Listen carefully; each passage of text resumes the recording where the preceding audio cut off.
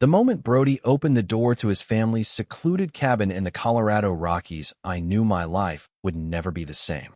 There in the warm glow of the fireplace stood his father mid-shout, holding up an old photograph of Brody locked in an embrace with another man, the kind of image that left zero room for misinterpretation, and suddenly every careful wall I had built around my own secret came crashing down. Brody's face went pale as he saw me frozen on the threshold, suitcase still in hand. "Elias, you're early," he stammered, forcing a laugh that didn't reach his eyes while his father slammed the photo face down on the oak table. The older man's voice boomed through the log walls. "This conversation is not for outsiders, Brody. Get him settled, and we'll finish this later." I stepped inside anyway, the scent of pine and wood smoke doing nothing to calm the storm in my chest.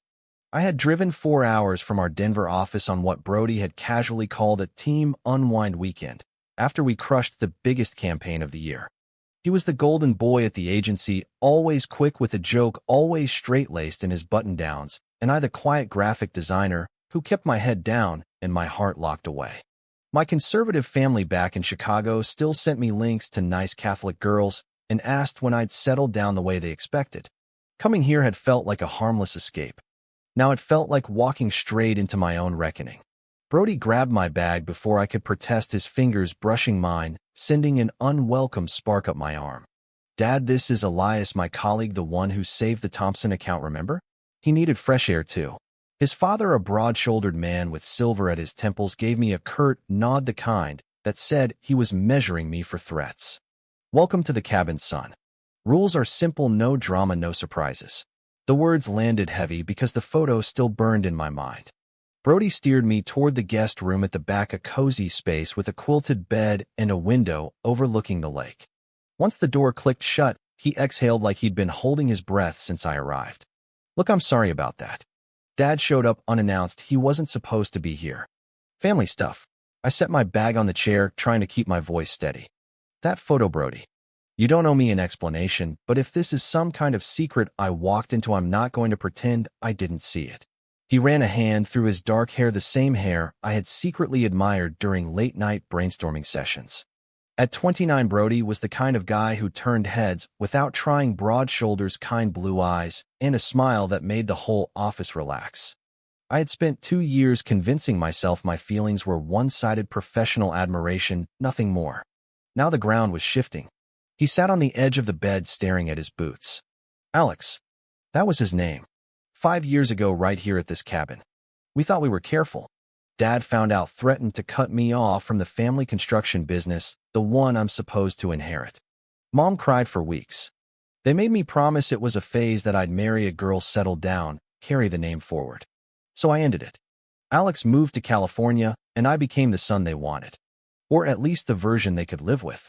The confession hung between us, raw and unfiltered.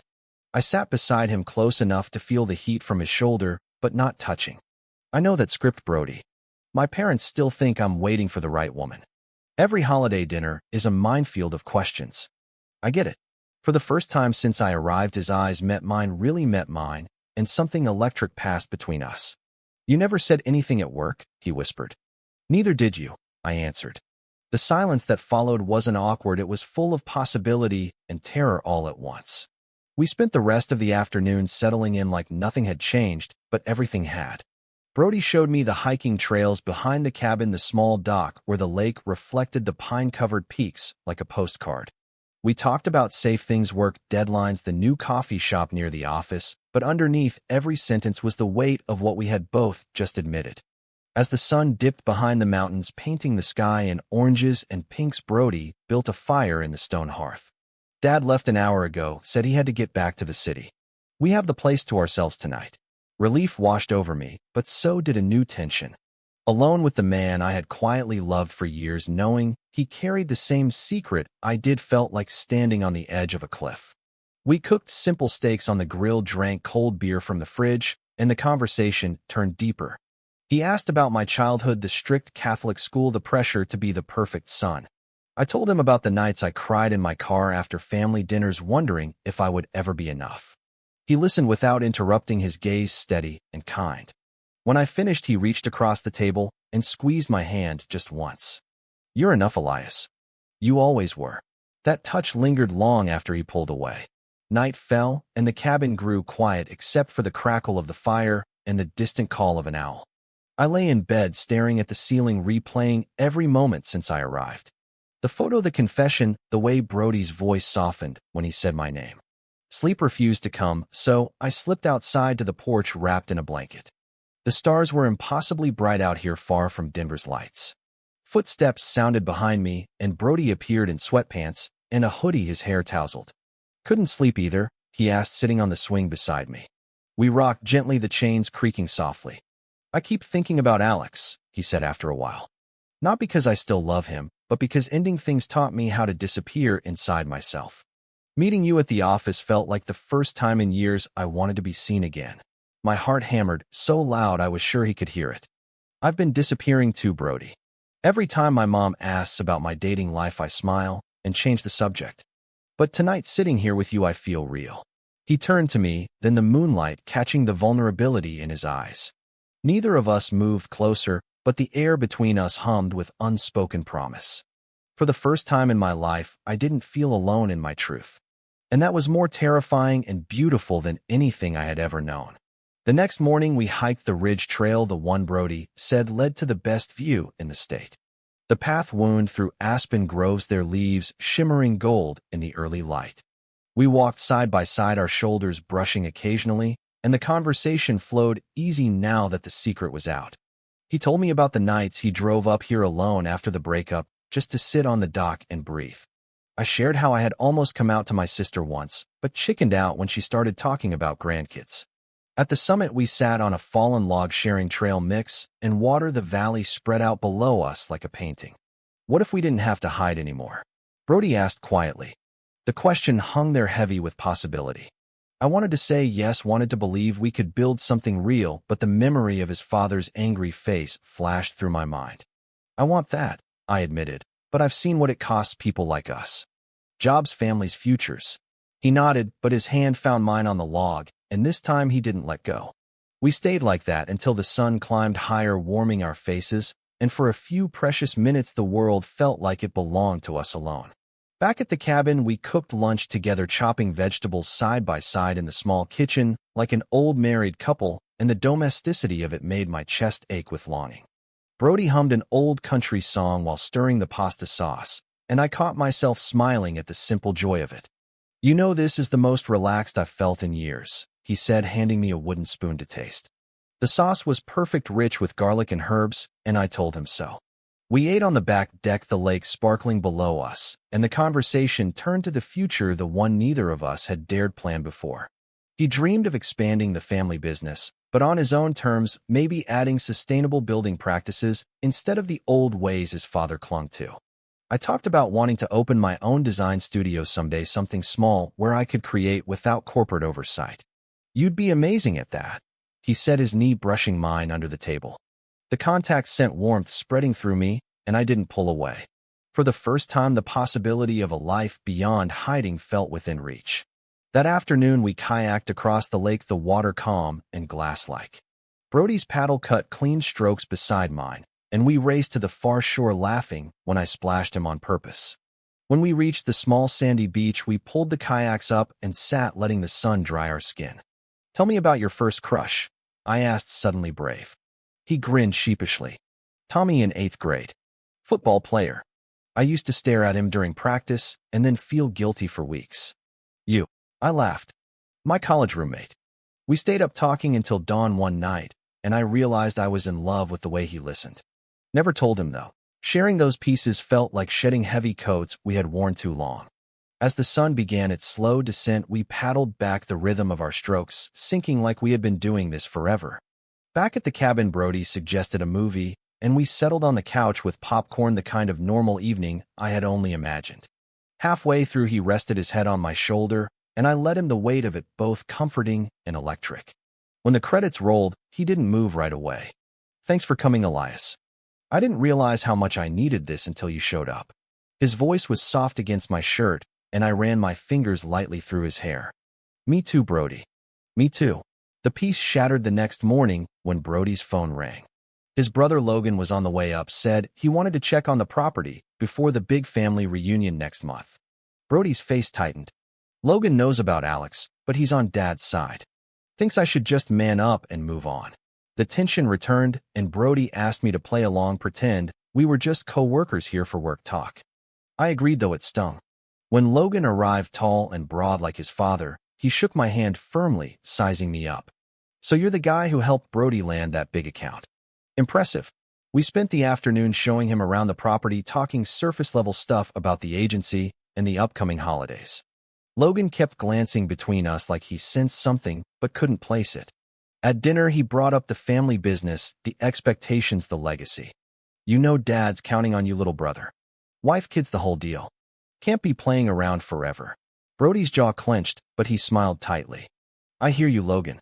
After Logan left for the night, Brody and I stood on the porch, the air thick with unsaid words. I hate asking you to hide, he said finally. But if he suspects anything, he'll tell Dad, and everything will blow up. I nodded, though the hurt lodged in my throat. I understand. But how long can we keep doing this, Brody? Pretending. He pulled me into a hug, then the first real one, and I felt his heart racing against mine. I don't know. But I'm tired of it too. Give me time to figure this out. That night, I lay awake listening to the wind in the pines, wondering if time was something we could afford. The misunderstanding crept in slowly the next day. We hiked again, but the easy rhythm was gone. Brody kept checking his phone, answering texts from Logan with one-word replies. When I asked if everything was okay, he snapped, "It's fine, Elias, just family crap." The sharpness in his voice cut deeper than I expected. I pulled ahead on the trail, needing space, and when he caught up, he apologized, but the damage was done. Back at the cabin, I suggested we talk, but he said he needed to chop wood to clear his head. I watched from the window as he swung the axe, the muscles in his back tensing with every strike. The physical labor seemed to help him, but it left me feeling shut out. That evening over dinner, the silence grew heavy. I'm sorry about earlier, he said finally. Logan's pushing hard about the reunion. Wants me to bring a date, someone suitable. The word suitable landed like a stone. I set my fork down. And what am I, Brody? Unsuitable. He reached for my hand, but I pulled away. That's not what I meant. I'm scared. If they find out about us before I'm ready, everything I've built could crumble. The word us hung there the first time either of us had used it, and it should have felt good, but instead it felt fragile. I stood up, needing air. Maybe I should head back to Denver tomorrow. Give you space to figure it out. His eyes widened. Don't do that, Elias. Please. But I was already walking toward the guest room, the hurt pushing me forward. The door clicked shut behind me, and I leaned against it, wondering how something that had felt so right could suddenly feel so complicated. Outside, the axe fell silent, and I heard Brody's footsteps pause outside my door, but he didn't knock. The distance between us grew in the quiet, and for the first time since arriving, I questioned whether coming here had been a mistake. Morning light filtered through the curtains, and I woke to the smell of coffee and bacon. Brody was in the kitchen, moving quietly, his shoulders tense. When I entered, he turned, offering a tentative smile. I made your favorite scrambled eggs with extra cheese. The gesture was sweet, but the air still carried last night's tension. We ate in silence until he finally spoke. I don't want you to leave, Elias. Last night, I was an idiot. Logan's pressure got to me, but that's no excuse. I looked at him across the table, seeing the sincerity in his eyes. I don't want to leave either. But I can't keep being your secret. Not after everything we've shared. He nodded, reaching for my hand. This time I let him take it. You're right. I've been hiding for so long I forgot how to do anything else. But being with you these past days has reminded me what it feels like to breathe. We spent the morning cleaning the cabin side by side, the simple tasks easing the strain. As we folded laundry, Brody told me more about his uncle, the one no one talked about. He came out in the 90s, and Dad cut him off completely. Uncle Mike moved to Seattle, never came back. I used to sneak letters to him when I was a kid. He told me to live my truth, but I was too scared. The story hit close to home, and I shared how my own uncle had moved away after a similar family blow-up. Maybe we're not so different after all, I said. The connection deepened, and by afternoon we were back to easy laughter, planning a picnic by the lake. The picnic was perfect. We spread a blanket under a cluster of pines, packed sandwiches and fruit, and talked for hours about everything and nothing. Brody lay on his back staring at the clouds, and I traced patterns on his arm with my finger. If we could go anywhere right now, where would you take me? He asked. I smiled. Somewhere no one knows us. A little beach town in California where we could walk hand in hand without looking over our shoulders. He rolled to his side, propping his head on his hand. I like that idea. Maybe after the reunion, we could make it happen. The word after felt like a promise, and I leaned in, brushing my lips against his for the first time. The kiss was soft, tentative, and full of everything we had been holding back. When we pulled apart, his eyes were shining. I've wanted to do that since the day you walked into the office 2 years ago. The admission sent warmth flooding through me, and we kissed again, longer this time, the world narrowing to just us and the sound of the lake lapping at the shore. For those stolen moments, everything felt possible. But reality intruded that evening when Brody's phone lit up with a text from his father. Family meeting at the cabin tomorrow. All hands. No excuses. Brody's face paled. He never comes up twice in 1 week. Something's wrong. We spent the night talking through scenarios, but nothing prepared us for what arrived the next morning. Mr. Callahan pulled up in his truck, his expression thunderous. He barely greeted me before turning to Brody. We need to talk, son. Alone. They disappeared into the main room, and I busied myself in the kitchen, but their voices carried. I heard from Logan. He thinks something's going on with you and that coworker. Tell me it's not true, Brody. Tell me you're not throwing everything away again. Brody's response was muffled but firm. Dad, Elias isn't just a coworker. He's important to me. The argument escalated quickly, accusations flying about legacy and disappointment. I stood frozen, listening as Mr. Callahan's voice rose. Your uncle destroyed this family with his choices, and I won't let you do the same. End it now, or you can forget about the business, the cabin, everything. The words hit like a physical blow, and when Brody emerged, his eyes were red. He wants me to drive back with him today. Says I need time to think. I felt the ground shift beneath me. And what did you tell him? Brody looked away. I told him I'd think about it. Elias, I'm sorry, I need to handle this my way. The betrayal stung sharper than I expected. Your way means pushing me aside again. He reached for me, but I stepped back. I can't do this, Brody. Not if you're still choosing them over us. The cabin that had felt like sanctuary now felt like a cage. I grabbed my bag, heading for the door, but Brody blocked my path. Please stay. We can figure this out together. His plea was genuine, but the hurt had already taken root. I stayed, but the distance between us grew with every passing hour. That night we slept in separate rooms, the silence louder than any argument. The turning point was coming, I could feel it, but I had no idea if we would survive it. The next day dawned gray and heavy, matching the mood inside the cabin. Brody's father had left at dawn, leaving behind a thick envelope of business documents and a note that read, "Think about your future, son." Brody stared at it for a long time before shoving it in a drawer. I can't keep doing this, Elias. Pretending I'm someone I'm not. His voice cracked, and I saw the exhaustion etched on his face. We spent the morning talking through the fear, the love, the impossible choice between family and truth. What if I come out at the reunion? He asked suddenly. The idea terrified me, but also filled me with hope. You'd lose everything they've built for you. He shook his head. Maybe, but I'd gain me. And you. The words settled between us, and we spent the rest of the day planning how to face the family. We rehearsed conversations, practiced answers, and even laughed at the absurdity of it all. By evening, the bond between us felt stronger than ever. We cooked dinner together, dancing awkwardly in the small kitchen to an old song on the radio, and when the music slowed, we swayed together, foreheads touching. I love you, Elias, he whispered the first time those words had been spoken. I pulled back to look at him. I love you too, Brody. No matter what happens next. The kiss that followed was full of promise, and we moved to the couch, losing ourselves in the moment, the world outside forgotten for a while. But the peace was short-lived. Logan called that night, his voice tense.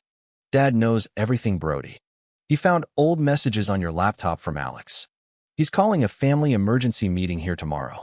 Everyone's coming, aunts, uncles, cousins. You need to be ready. Brody hung up, his hands shaking. This is it, Elias. The moment I've dreaded my whole life. We stayed up late talking through every possibility, but sleep brought no rest. The next morning, cars began arriving one by one, the cabin filling with relatives I had only heard about. Brody introduced me as his colleague, but the looks they gave us said they knew more. The meeting started in the living room, Mr. Callahan standing at the front like a general addressing troops. We have a situation. Brody has been living a lie, and it stops today. He laid out the evidence, the photo, the messages, the years of deception. Whispers rippled through the room, and I felt every eye turn to me. Brody stood, his voice steady for the first time. Yes, it's true. I'm gay, and Elias is the man I love. I'm done hiding. The room erupted. Accusations flew, some relatives shouting about shame, others crying about the family name. Logan stood beside his father, arms crossed. You're throwing everything away, little brother. In the chaos, I stepped forward, my heart pounding. Brody isn't throwing anything away. He's finally choosing himself.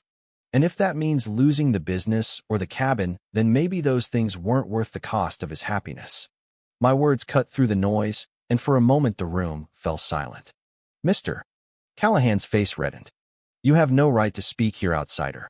But Brody took my hand in front of everyone. He has every right, Dad. He's family now, if you'll let him be. The confrontation stretched into hours, emotions raw and unfiltered. An aunt shared her own hidden story of a gay son she had lost touch with. A cousin admitted he had suspected all along. Slowly cracks appeared in the wall of resistance. Mr. Callahan listened more than he spoke, his shoulders slumping as the weight of years of control began to lift. By evening, the family had split into quiet conversations, and Brody and I stepped outside to the dock, the lake reflecting the fading light. I can't believe I did that, he said, his voice trembling with relief. Neither can I replied, squeezing his hand. But you were incredible. The sacrifice had been made, the truth laid bare, and though not everyone accepted it, that night the door to healing had opened. We sat on the dock, legs dangling over the water, and for the first time the future felt like ours to shape. The road ahead would be hard, there would be more conversations, more pain, but in that moment with Brody beside me, I knew we had the strength to face it. The cabin that had revealed so many secrets now felt like the place where we had both been reborn. The days after the family meeting blurred into a mix of quiet victories and lingering tension. Some relatives left without saying goodbye, but others stayed, offering tentative support. Brody's mother pulled me aside one afternoon, her eyes soft with unshed tears. I always knew something was different with him. I just didn't know how to help. Thank you for loving my son the way he deserves. Her words healed a wound I hadn't realized I carried, and I hugged her tightly. Brody watched from across the room, his smile small but genuine. We spent the afternoons repairing the small dock together, hammering boards and laughing when one of us hit a thumb. The physical work mirrored the emotional labor we were doing inside the family. Logan even joined us one morning, his usual bravado replaced with awkward questions. So how long have you two been, you know? Brody answered honestly, and slowly the conversation turned from suspicion to curiosity. By the end of the week, the cabin felt less like a battlefield and more like a home. Even Mr. Callahan sat with us on the porch one evening, sharing stories of his own youth and the pressures his father had placed on him. I thought I was protecting you, son, he admitted. But maybe I was just protecting the version of you I wanted. The admission wasn't full acceptance, but it was a start, and Brody took it with grace. One evening as the sun set, we hiked to the ridge again, the same spot where we had first held hands. This time there were no secrets between us. We sat on the log watching the valley fill with golden light, and Brody turned to me. Remember when I asked if we could go anywhere? I nodded. California still sounds pretty good. He laughed, pulling a small box from his pocket. I can't promise a beach house yet, but I can promise this. Inside was a simple silver band engraved with the coordinates of the cabin. So we never forget where it all began. Tears stung my eyes as I slipped it on. It's perfect, Brody. We kissed there on the ridge, the wind carrying our laughter down the mountain, and in that moment, every trial, every misunderstanding, every sacrifice felt worth it. The journey home to Denver was quiet, but full of plans. We decided to come out at the office together, starting with our closest friends and letting the rest fall into place. My own family back in Chicago would be next, and though the thought still scared me, Brody's hand in mine made it feel possible. The drive stretched through the mountains, and we stopped at a roadside diner, sharing pie and talking about the future. Whatever happens, we face it together, he said, and I believed him. Back in the city, the world felt different, brighter somehow. We moved in together, a small apartment near the office filled with our combined books and laughter. The agency took the news better than expected, a few raised eyebrows, but mostly support from colleagues who had suspected all along. The real test came when my parents visited unannounced, their surprise turning to shock when they saw Brody's arm around my waist. The conversation was painful, tears and raised voices, but when my mother finally hugged me, whispering, "I just want you happy," the healing began there too. Brody's family continued their slow progress with monthly calls and even an invitation to the next reunion as partners, not colleagues. The misunderstandings that had once threatened to tear us apart now served as reminders of how far we had come. We volunteered at a local LGBTQ center, sharing our story with young men still struggling with identity, and each time we spoke, I saw the same spark of hope I had felt that first night at the cabin. Life wasn't perfect, there were still hard days and lingering doubts, but the love we had built was stronger than any secret or expectation. Months later, we returned to the cabin for a quiet anniversary weekend, the same place where everything had begun. The leaves were turning again, painting the mountains in fiery reds and golds. We walked the familiar trails hand in hand, no longer hiding from anyone. Brody's father had even left a note on the table welcoming us both, and though the words were simple, they meant the world. We built a fire that night, the flames dancing as we recounted the journey, the shock of that first door opening, the arguments, the breakthroughs, and the love that had carried us through. "I almost lost you that weekend," Brody said, pulling me close. "But you stayed and fought for us." I rested my head on his shoulder. "We fought for each other. That's what made the difference." The years ahead stretched before us, full of possibility, a wedding, perhaps kids through adoption, and a life lived openly and proudly. The societal pressures still existed, the occasional sideways glance at restaurants, the political headlines that made us hold each other tighter, but they no longer defined us. We had found our place in the world together. As the fire burned low, Brody turned to me one last time. "Thank you for walking through that door, Elias. You changed everything." I smiled, kissing him softly. We changed everything together. The cabin stood silent witness to our growth, the secrets it once held now transformed into stories of courage and acceptance.